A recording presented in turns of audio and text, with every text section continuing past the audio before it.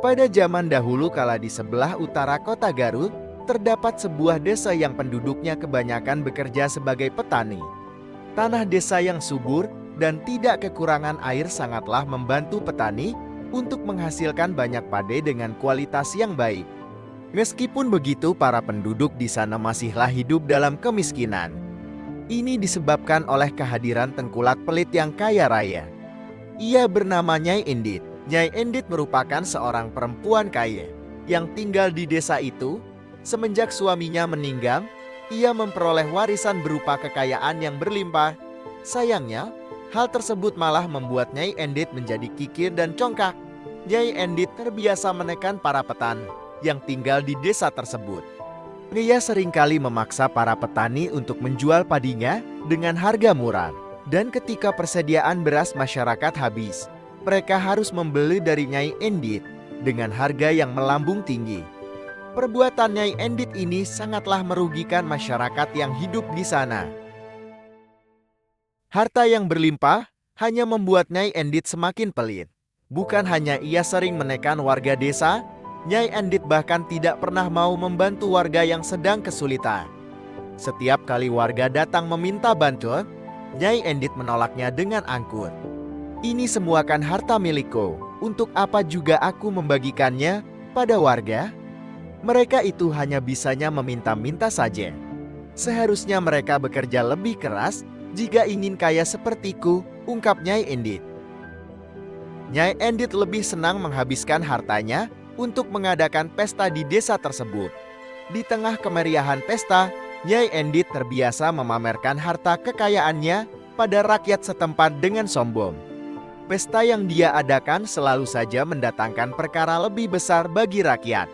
Pesta Nyai Endit selalu membuat penduduk desa mulai kehabisan bahan makanan. Bahkan banyak yang sudah mulai menderita kelaparan. Sementara Nyai Endit selalu berpesta pora dengan makanan-makanan mewah di rumahnya. Aduh, persediaan beras kita sudah menipis. Sebentar lagi kita terpaksa harus membeli beras ke Nyai Endit, kata seorang warga kepada tetangganya. Harganya kini 5 kali lipat lebih mahal dibanding saat kita menjualnya dulu. Bagaimana ini? Balas warga lainnya. Padahal kita juga perlu membeli keperluan yang lain, ya Tuhan. Berilah kami keringanan atas beban yang kami pikul, ungkap yang lain. Di suatu hari yang sangat terik, Nyai Endit kembali mengadakan pesta yang amat besar.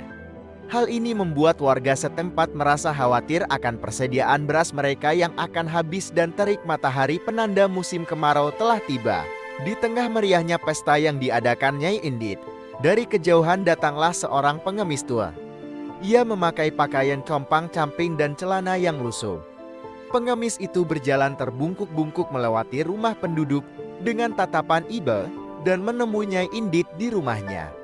Tiba-tiba saja pengemis tua itu berkata, "Nyai, tolong beri hamba makanan sedikit saja.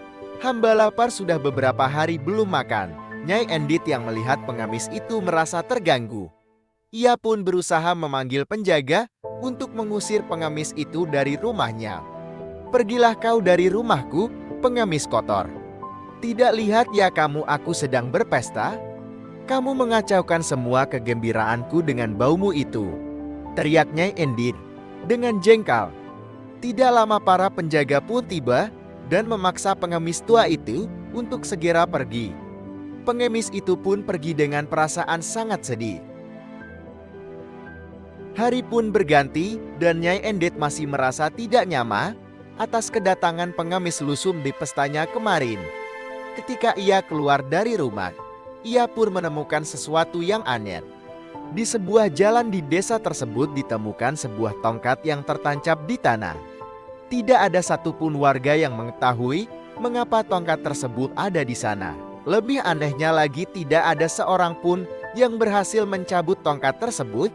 Meskipun banyak warga yang telah mencoba menariknya beramai-ramai, Nyai Endit yang terlihat penasaran berusaha mendekati kerumunan warga yang tengah mencoba menarik tongkat tersebut. Tanpa diduga ternyata pengemis yang Nyai Endit usir sebelumnya kembali.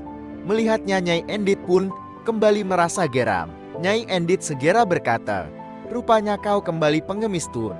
Jangan-jangan tongkat Anar yang tertancap di tanah ini itu akibat ulahmu. Cabut dan segera pergi dari sini." Pengemis tua itu melihat Nyai Endit dan ia pun mengabulkan permintaannya. Sang pengemis tua segera mencabut tongkat tersebut. Warga pun terheran. Mengapa pengemis itu mampu melakukannya padahal tidak ada warga yang mampu?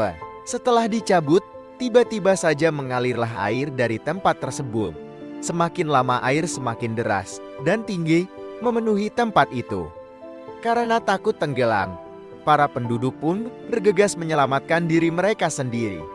Mereka mengungsi mencari tempat yang lebih aman. Berbeda dengan Nyai Endit yang enggan melepas hartanya. Meskipun air semakin bertambah tinggi, Nyai Endit tetap beridam di rumahnya yang penuh dengan harta dan perhiasan. Hingga akhirnya ia pun tenggelam bersama rumah dan isinya. Tempat tersebut berubah menjadi sebuah danau yang kemudian dinamakan Situ Bagendit. Situ artinya danau dan Bagendit berasal dari nama Nyai Endit.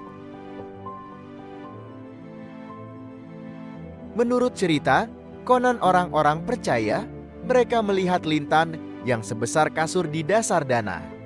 Katanya itu merupakan penjelmaan sosok Nyai Endit yang tidak berhasil kabur dari jebakan air.